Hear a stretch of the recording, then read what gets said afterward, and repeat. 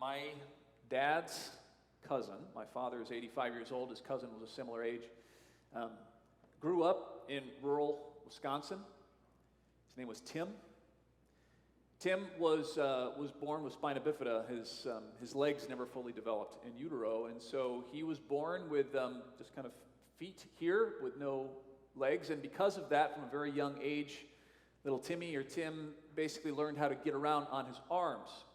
And so he would walk on his arms as most of us would on our legs, and because of that, his arms were massive, his shoulders were massive, his neck looked different. He just looked different in a lot of ways, Tim did. And so when we would get together, our extended family, especially on my father's side, we would get together for events. Not that often would I see Uncle Tim, we called it, but when I did, he scared me because he looked weird. And he walked on his hands like people walk on their legs. And so I remember one time particular at my dad's, the farmhouse that my dad grew up in rural Wisconsin, and we were all there, and I was there with my cousins, and we had a lot of cousins, and believe it or not, I was a towhead when I was a little kid, and they were all towheads, and we were all about the same age, and we all spoke the same language, and liked to play the same games, and we would just run and play and cause trouble, and at one point, we were running through the farmhouse, playing a game of tag or something like that. And I remember we all kind of ran into one room, and we were supposed to be running through it, but instead, right in the middle of the room, coming towards us, was Uncle Tim on his hands, on his arms, moving towards us. And he stopped, and we stopped.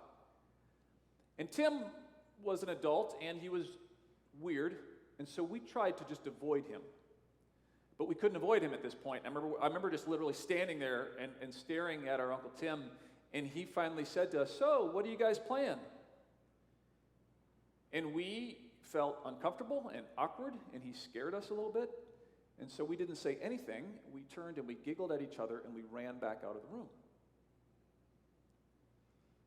My dad got wind of this interaction sometime during the course of the day, and he called me aside later on, and we had a good, long conversation. And he made it clear to me, "Paul, I don't care what anybody looks like. I don't care how they walk. I don't care how they talk. I don't care if they look deformed. I don't care if they're brown-skinned or white-skinned. When someone speaks to you, you look them in the eye and you speak back to them. We show kindness and respect to every person that we meet. And Tim is your family. Tim is family, Paul. I don't ever want to see you treat family like that again." And so later on that afternoon, as my dad had a way of doing, as we were gathered together as a family, he called me over and invited me into a conversation he was having with his cousin Tim. Asked me questions. Tim asked me questions. It was uncomfortable for me because I had to sit there next to this man that scared me and was different. It was hard. It was not easy. But I learned that people with spina bifida are actually just like me and have childhoods and stories and families, and even though it never stopped being awkward, at least I understood my Uncle Tim a little bit more, and I wasn't scared of him. My dad and my Uncle Tim blessed me that day, and I didn't enjoy it. It was not a blessing I would have chosen. It was not a blessing that was comfortable. It was not a blessing that felt good, but it was a blessing that I needed. And it was a blessing that they invited me into, and it was a blessing that made me a better person. Blessings are that way sometimes. Our tendency, you see, as humans, one of the stories that we learn as we read the Bible is our tendency as humans, we think about sin a lot. In Christianity, we have at least. And we tend to think about sin in reaction to or in relationship to individual things that we do. Oh, you did that, that was a sin. Don't do that, that's a sin. And sure, there are those kinds of things. But really what the Bible speaks more of, and especially what the epic stories in the Old Testament speak of in Genesis, is more of a systemic kind of a sin. The fact of the matter is, we as humans tend to lean into and want to do things that are easy rather than the things that are smart and right. We tend to do the things that are comfortable before we necessarily want to do the things that are good for more than just ourselves. The greatest human sin of ours is not to do this or to not do that, but it is to allow us to atrophy into our natural cadence and our natural rhythm, which is to surround ourselves with things that make us comfortable and not push ourselves to be uncomfortable. God seeks to bless us oftentimes with things that don't feel like blessings at the time. Blessings that we don't willingly walk into, but we find ourselves confronted with. But as we work through them, we are blessed and we become better people, more like God, in fact. So the story that we're going to read from this morning is a story of blessing, it's a story of sin, it's a story of punishment, kind of. And it comes from the book of Genesis. We've talked about this before as we read through the Bible. We at Second Presbyterian Church, we take the Bible seriously, we study it, we try to understand it critically, but because of that, we don't necessarily read every part of the Bible literally because they weren't meant to be read literally. You don't read poems literally, you don't read epic stories literally, but does that mean they're not filled with truth and wisdom, sometimes eternal truth and wisdom? No, of course not. That's kind of a modern, Western-brained way of thinking. And most of the world thinks in deeper, metaphoric truths. And so our Bible is filled with deeper stories that speak of eternal truths. And a lot of those epic stories are told in the book of Genesis. Stories that deal with issues of sin and things like creation. How was the world created, right? As an ancient Israelite people who wandered through the deserts, they didn't know. And so they came up with stories that contained bigger truths. Or as they walked through the desert and they found a seashell, or they're up on a hill and they found an imprint of a fish, they would say, "What the heck? How did that happen?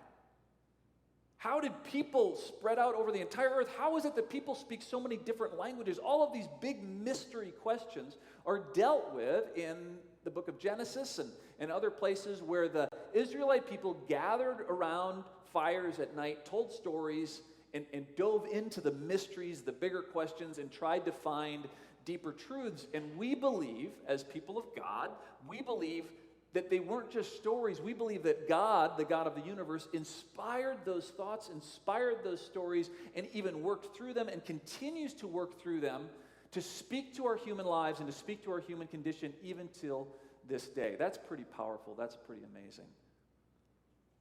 And so as we read in Genesis chapter 11, the Israelite people are confronting this question of language and diversity in our world. How did that happen? Why are there so many different people groups and so many different languages? And so the writer of the book of Genesis dives into this and tells the story of the Tower of Babel. Now, before we read this story, I just want to ask for a little crowd participation here. Who here has read or heard stories in church about the Tower of Babel before? Raise your hand. So most of us, a lot of us, okay? If you haven't, that's okay. When you think about the story that you've heard and the lessons that you've learned from the Tower of Babel, what is the lesson that you learned? What is the sin that is involved or exposed in this story of the Tower of Babel? Okay, what is the sin that is exposed? What is held up? What is the problem that is exposed here? Pride. So I heard about 3 or 4 different people say pride, right? That when you think of the Tower of Babel, it's the pride of human. Because what did humans do? They did what? They tried to build this tower that somehow would like reach up into the heavens, and it was like a somehow in competition with God, maybe. And so then what did God do? God punished them. And how did God punish them? Do you remember? I'm going to confuse your languages. You're all going to speak different languages so that you don't do this thing again. Okay? So that's kind of the lesson that I learned growing up. That's what all of you have heard. The interesting thing about reading the Bible is that we never, almost ever, just read the Bible. What we do is we read the Bible, and the stories of our moms or our dads, or the preacher that we grew up with, or our grandmother, or whoever, are all layered on top of these words. So sometimes we gain lessons. We have lessons from the Bible that actually don't exist in the Bible, but we have layered onto them lessons and meanings. So this is what I'd like us to do. I want us to take some spiritual shellac and just clear off Genesis 11, just all the way down to the basics of what the words say. And we're going to read through it again. And what I want you to do this time is hear it with brand new eyes. What words are spoken? What is talked about? What is the story of Babel about? You ready? Here we go. Just to give a little bit of context, the story of Babel comes after the story of the flood. How do you explain that there are seashells in the middle of the desert? How do you explain when you find, fish bones up on hills? Well, there must have been a massive flood that covered the entire earth at some point and wiped out all of humanity. And so that's an epic story that's told in the Bible, the story of the flood. After the flood, how do we get growing again? Well, we begin to grow in the part of the world that they thought was the center of the world, which is like northern Africa and where Israel is today. And as they started to grow up again, humanity, they began to move east as they migrated as a people. Okay, so here we go. Chapter 11. All the people of the earth had one language and the same words. When they traveled east, they found a valley in the land of Shinar and settled there. Now, geographically, we can go back, and we say the valley of Shinar, we know what that is. That's where Baghdad is today. It's between the Euphrates and the Tigris River. So they basically made it to Baghdad. They traveled east, they found the valley, a land of Shinar, and they settled there. They said to each other, "Come, let us make bricks and bake them hard." So let's make bricks, bake them hard. They used bricks for stones and asphalt for mortar, and they said, "Come, let's build for ourselves," what? "A city, and a tower with its top in the sky, and let us make a name for ourselves so that we won't be dispersed all over the earth." Then the Lord, Yahweh, came down to see the city and the tower that the humans had built, and the Lord said, "There is now one people, they have one language, and this is what they have begun to do. And now all that they plan to do will be possible for them. Come, let's go down." Plural or singular? Plural. "Let's go down and mix up their language so they won't understand each other's language." Then the Lord Yahweh dispersed them from there all over the earth, and they stopped building their city. Therefore it is named Babel, because there the Lord mixed up the language of the earth, and from there the Lord dispersed them all over the earth. Friends, the word of the Lord. Thanks be to God. So, typically what comes to mind when you think about the tower of this, something like this, right? Something that looks like this. The tower that is being built or almost built and is never quite completed, right? But as you read through the passage, what were the people building? A city. They were building a city that had a tower. So it's funny that they call this the Tower of Babel, that's a heading that's given to this part of the Bible. And actually those headings were put in later by other people, not the people that wrote the original Bible. So someone wrote the heading, the Tower of Babel. It was actually, they were building a city that had a tower, okay? And they wanted to make a name for themselves. They wanted to not be dispersed. They kind of wanted to settle here, right? And let me ask you this. The sin that is named here, did anybody read the word pride anywhere? No. You know why? Because that word's not in the text. It doesn't matter what interpretation you look at. The word pride is not in the text. Somehow, somewhere, maybe 1,500 years ago, maybe 1,000 years ago, somebody was reading this, inserted that word, and now as soon as you hear the word Tower of Babel, the word pride comes to mind, and sin. It's interesting, isn't it? Well, what were the people doing here? They were gathering together in a city as they moved east, and they began to build up fortifications. In fact, we've known this for a long time. Biblical scholars and biblical historical anthropologists have known that the person who wrote the story of Genesis in chapter 11 about Babel was really writing about the city of Babylon, which is there. Babylon, do you get it, right? Remember, the valley of Shinar is where Baghdad is today, and that was where the capital of Babylonia was. That's where Babylon was, right? Why would the people of Israel be writing about, telling stories about Babylon, this city that was way to the east of them?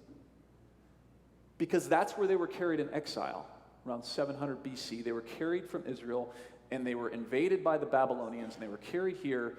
And we believe that the Israelites didn't really begin to write down the texts of their wise books and their sayings until they were captives in Babylon.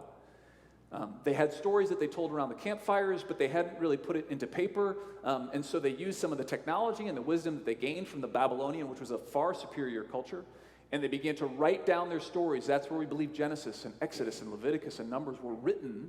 And so it's not a surprise that they write about Babel, that they write about Babylon in this place. And one of the things that the Israelites experienced while they were in Babylon was that they were oppressed.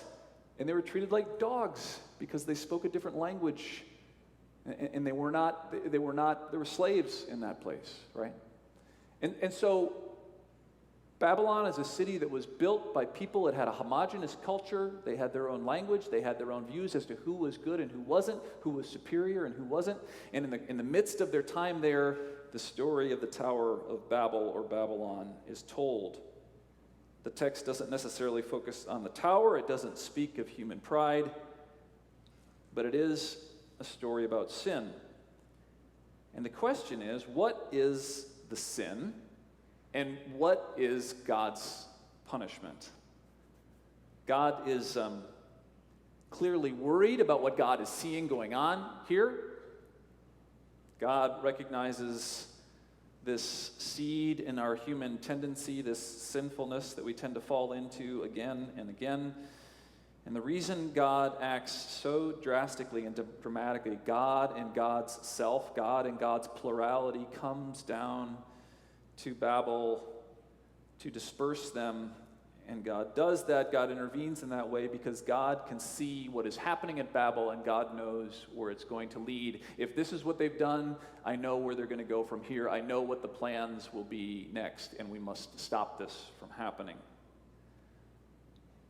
If we look at this from a different perspective than maybe we were taught in Sunday school, what is it that God sees when God looks down upon humanity, when we begin to form cities with walls and towers? What does God see starting to happen in places and times like that? And why would God be so concerned? Why would God come down in God's plurality to disperse the people and to give them different languages? Why would God go to such dramatic effects? Because God was worried. If you think about the times in human history when we as humans have perpetrated the worst atrocities, where we have tortured, persecuted, maimed, killed, scapegoated, decimated entire populations of people, why have we done that? What justification have we used time and time again to engage in the horrendous acts that have marked our human history? You don't even need to go back to ancient history. Just go to the last 100 years. Right? What did Stalin do? Why could Stalin justify wiping out millions of people in the Soviet Empire? Because they were not pure in their whatever communist ideology. They didn't walk the party line. They were different. They weren't like us, and so we can scapegoat them and we can get rid of them, right? I mean, think of the Tutsis and the Hutus, right? They're different than us. They speak a different language. The problems that are happening in our society are because of them. Think about clearly the Nazis and Nazi Germany under Hitler. We want to have a pure race, and so we've got to kill the homosexuals and the gypsies and the Jews, and we can justify that because we are the pure ones, we are the righteous ones, we are the clean ones, and they are the dirty ones, right? In our country, of course, from the very beginning, we were able to justify enslaving and owning people because they were less than us. We even used biblical scriptures to say that there's a reason why we can own black people and do anything we want with them because they have the mark of Cain upon them. And then in most recent, we continued to make laws and to do things, whether it's redlining or covenants that have allowed us to say these people are just a little bit different. We want to build walls around zip codes and neighborhoods so that we can be safe. We don't have to be with people that aren't like us. We as humans, this is what we do. Probably the most insidious and painful and violent sin that we commit over and over again is to believe that the goal, the reason, the aspiration for us to reach safety and to know comfort is to surround ourselves with sameness and to separate ourselves from difference. And yet, time and time again, we have proven that is a recipe for genocide. And so God sees the people gathering together and building walls and building a tower and speaking one language. And God says, nope, actually, that's not the way I want it to be. And so what we say when we look at the story of Babel, we typically have seen, so God then curses them by giving them different languages. But what about this? What if God was blessing them? What if God said, I want you to be more like me, the three-in-one, the Trinitarian God, right, the creator and the redeemer and the sustainer. Within God's own God self is diversity.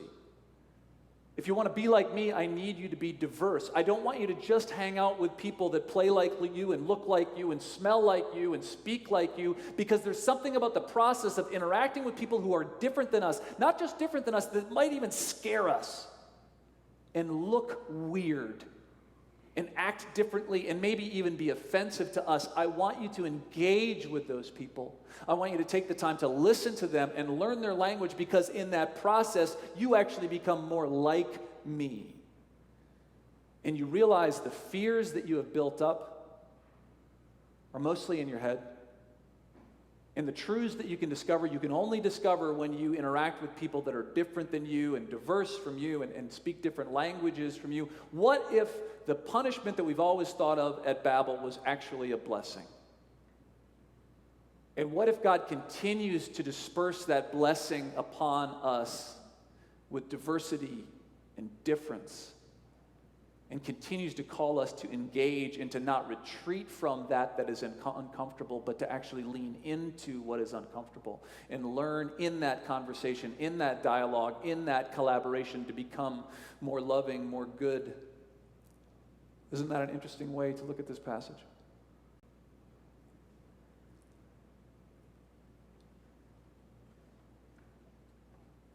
If you were God and you saw this happening, I believe you would probably step in. And you would say to your children, I know you're uncomfortable, and I know you're scared, but I want you to do what it takes to sit down with these people and talk to them and learn their language, to learn how to interpret their words and to see things differently through their eyes. I want you to go through the hard work of being uncomfortable and pressing through your fears. God says, I want you to be more like me. I want you to be different but the same. I want you to be diverse but united in my love for you, and as you grow in your love for each other, so that we are different family members with different gifts and different parts and different languages, but one body, one family, one God. And together, as we push through the discomfort, we are sanctified and we deal with our sin. The most dangerous, violent, and destructive lie that we can fall prey to as humans is to think that surrounding ourselves with people who are like us, who speak the same language, believe the same things, will make us safe and will lead to satisfaction. I listened to Kristen's sermon from a couple of weeks ago in this core series, and I love it. I'm going to read it again. It's from Anne Lamott. Lamott says that we should be nervous when God seems to hate all the same people that we do. You should really get nervous when God seems to hate all the same people that you do. Friends, that is sin. God calls us to have conversations with those people that scare us. God calls us to lean into, and I don't mean there are certain people in certain situations that you should remove yourself from if there's violence involved, but I'm talking about those fears that are primarily in our heads that seem to separate us more in zip codes and imaginary boundaries and fears, right? As children of God, we are taught by our loving Father, Mother, that a strong core as followers of Christ is developed not from a steady diet of uniformity, but of consistently leaning into diversity. Our strong core as people of character, as spiritual people, is built on humility and difference and reconciliation and recreation as part of a blessed and diverse community. It is God's will, it is God's way, it is God's blessing for us. And we can either shrink from it or we can work ourselves into it. You see, when people like me just want to play with people who are like me and ignore or run away from those who scare us, our God doesn't sit back. Our God intervenes to break up destructive habits or patterns and help us to resist our human impulse for sameness.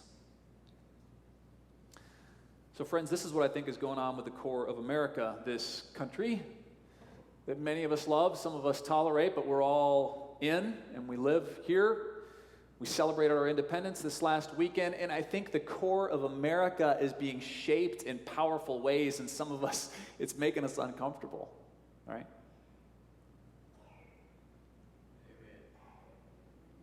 This country whose independence we are celebrating used to look a lot different.